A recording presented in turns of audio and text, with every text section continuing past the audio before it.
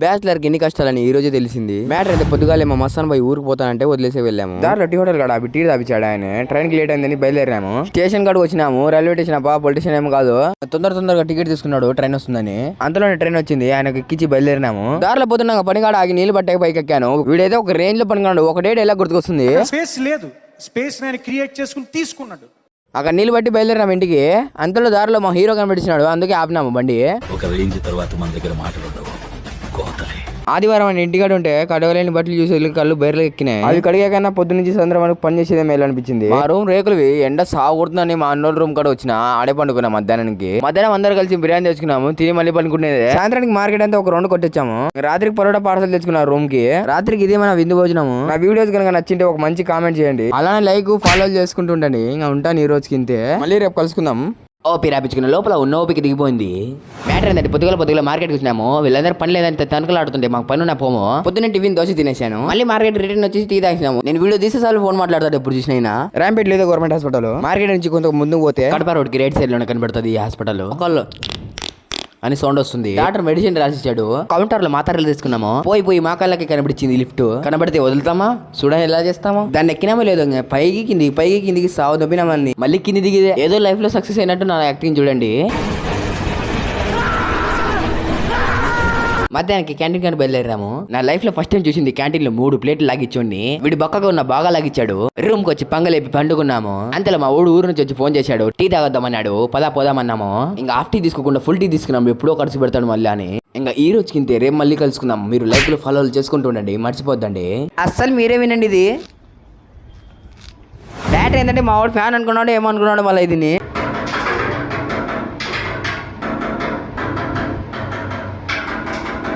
పొద్దునే టిఫిన్ దోశ తిన్నాను. నేను ఒక్క దోశ తినలేకపోతే 3 దోశలు తిన్నాడు. మధ్యాహ్నం క్యాంటీన్ వెళ్ళినాము. ఇది ఉస్మాన్ నగర్ సందు. మేము ఇక్కడే ఉండేది ఉస్మాన్ నగర్ లో. మా వాడు పొద్దునే దోశలు తింటూ ఒక మాట అన్నాడు. ఈ రోజు క్యాంటీన్ లో తింటారు, డబ్బులు వచ్చినాయి కదా బయట తిందామన్నాడు. సర్లే అన్నాను. మళ్ళీ వాడే క్యాంటీన్ పిలుచుకొచ్చాడు తిందాం రాని. అసలు ఈ మొగాళ్ళ నుంచి 4 రోజుల నుంచి పనికి పోతాం లేదు. క్యాంటీన్ లో తిని బయలుదేరినాం ఇంటికి. మార్కెట్ చేసే పొద్దున అయితే ఫుల్ ఉంటది. మధ్యాహ్నం ఏ ఊరే ఉండరు. వాడు రూమ్ లో చార్జింగ్ పెట్టాను. అందుకే అతను బైక్ ఎక్కుతున్నాడు. మెసేజ్ చేసిందేమని పిల్ల. పోయి పండుకునేది ఇంకా సాయంత్రం వరకు. మార్కెట్ ఎదురుగా ఒకసారి రాణి చాయ్ తాగి చూడండి. ఆయన చాయ్ ఇచ్చే విధానం చూసి మీరే షాక్ అయిపోతారు. రాత్రికి బయట తినేసినాము. ఈ రోజు కింద మామ. మళ్ళీ రేపు కలుసుకుందాం. మీరు లైక్ లో ఫాలో చేసుకుంటూ ఉండండి. మా వీడియో ఎలా ఉందో కామెంట్ చేయండి. ఒకటి ఈ రోజు ఏమో బాగుంటది అనుకున్నాను. మ్యాటర్ ఏంటంటే 4 రోజులు పనికి పోవడం లేను. మొక్కల్లో పోయినాయండి.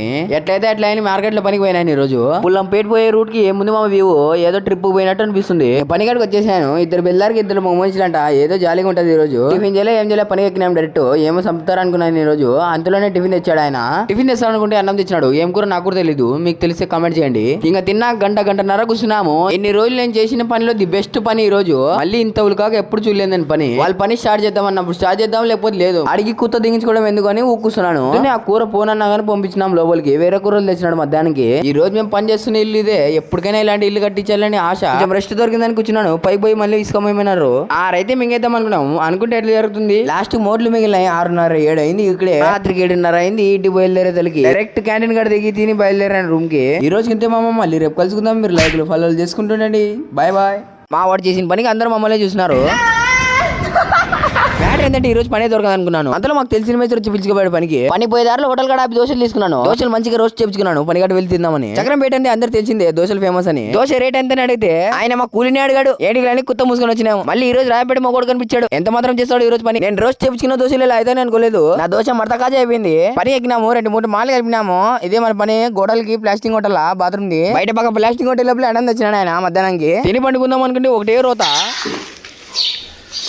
సాయంత్రానికి అందులో ఫోన్ వచ్చింది. ఇంటికి వెళ్ళాము సార్ అని. మేము మా ఊరు పోతున్నాము. కొంచెం పని పడి మా ఊరు మ్యాచ్ పట్టించాడు. SRH కి మ్యాచ్ అని. రైల్లో ఏడాలేడు కూర్చునేకి అందరు ఫుల్ అయిపోయినారు. కడప వరకు నిలబడిపోయినాము. కడప స్టేషన్ లో అందరు మింగేశారు. మామూలుగా ఉండలే రష్ మాత్రము. గుర్తులో 11 అవుతుంది దిగేతలకి. ఒక బస్ లో ఒక ఆటోలో గంట సేపు దాన్ని తిని లిఫ్ట్ అడిగి బేరకు వచ్చింది. అందులో లారీ అని ఆగాడు. లారీకి ఎక్కి ఇంటికి మింగేసాము. ఇంక ఈ రోజుకి ఇంతే. ఇంక 2 రోజులు బ్లాగులు రావు. నా ఊర్లో బ్లాగ్స్ కావాలంటే SN రెస్పాన్స్ ఇవ్వండి. ఉంటాను. మీరు లైక్ లో ఫాలో చేసుకుంటుండండి. అసలు మా వాడికి చిత్రహింసలు పెట్టినాం ఈ రోజు. ఫస్ట్ సార్ నేను 6 గంటలకు లేచి మా ఊరు టీ దాకా బయలుదేరింది. మా వాడు ఏందో ఆలోచిస్తున్నాడు. ఈయన పొద్దున్న లేసే చాలు స్నాప్ తీస్తూనే ఉంటాడు అందరినీ. ఊర్లో పనికి ఎందుకు పోమంటే ఇదే కారణము. ఒక్కరు పనికి పోకపోతే చాలు గుంపునే గుడిపిస్తారు. రాబోయే రోజుల్లో మా గేరికి ఈయన లాయరు. ఈసారి ఎంత మాత్రం ఫాస్ట్ అవుతాడు ఈయన లాయరు. చదువుతున్నోని లేపుకొచ్చారు మా లాయర్ని. లాయర్ ఒకటే మాట అన్నారు. మొట్ట గుడిసింది కాకుండా నన్ను ఎందుకు మా మొట్ట గుడిపిస్తావు? నువ్వు నా స్నేహితుడు.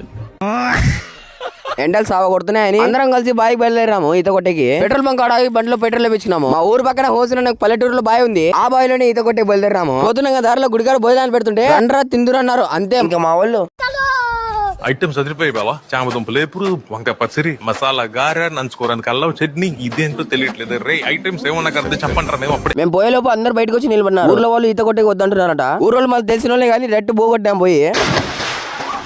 ఇట్లాంటి రెడ్డిని వస్తుంటే వాడు మర్చిపోయినాడు బట్టలు వేసుకునేదాడా. మా వాళ్ళు దొరికిందే ఛాన్స్ వన్ చెట్టు తీసుకుని రోడ్ అంతా నూకినాము. మేము పత్తి కొట్టకి రిటర్న్ వచ్చేలోపు పిడుగుపడి చెట్టు పడిందంట. ఆడ మామూలుగా మూసుకోలేదు ఈ రోజు. ఆ క్లైమేట్ కి వెళ్ళి టీ తాగుతుంటే వేరే లెవెల్ ఫీల్ వస్తుంది. సాయంత్రానికి వాన సాగు కొట్టింది. ఈ రోజు ఇంతే మామ, మళ్ళీ రేపు కలుసుకుందాం. మీరు లైక్లు ఫాలోలు చేసుకుంటుండండి. Bye bye. చిన్నప్పుడు మీరు ఇలా ఆడారా? మ్యాటర్ ఏంటంటే పొద్దున్న టీ దాకా కూర్చున్నాం. ఆ యొక్క మేము డబ్బులు ఇవ్వకుండా ఇంకా సమయం భయపడుతుంది. అందులో మా మామ బజార్కి వెళ్దాం రా అని పిలిచుకొచ్చాడు. ఏమో చికెన్ తీసుకుంటాడు అనుకుంటే అంగడి కాడికి వచ్చి అత్తర తీసుకుంటున్నాడు. మొదటి నుంచి మామూలుగా మారిపోయాడు మా మామ. ఆ అత్తర డబ్బులు ఫోన్ పే కొట్టి రిటర్న్ బయలుదేరాము. మేము తీసుకున్న అత్తర చాక్లెట్ ఫ్లేవర్ అందరు మధు నోట్లో పెట్టుకుంటే మా పెద్దనాయన చెవులో పెట్టుకుంటున్నాడు. మళ్ళా మధు అనుకున్నారు అది మచ్చ. మీరు చిన్నప్పుడు ఆడే ఉంటారు బంగారాల ఆట.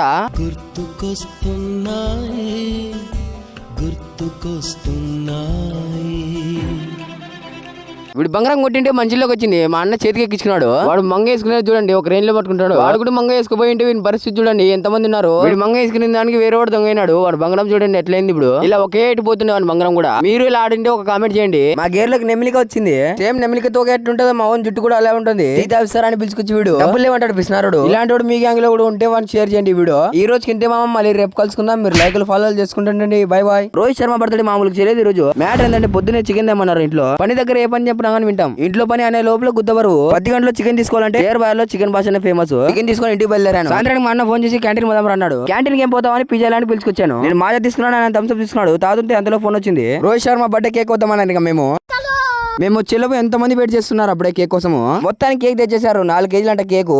1500 పెట్టి తెచ్చినాడు కేకు. ఫోటో మాత్రం వేరే లెవెల్ ఉంది. ఈయన ఆయన బిగ్ ఫ్యాన్ రోహిత్ శర్మకి. మేము అడిగితే టీ తాపిడు కానీ రోహిత్ శర్మ అనే లోపు 1500 పెట్టి కేక్ తెచ్చాడు. కేక్ కోయడం మొదలు పెట్టారు.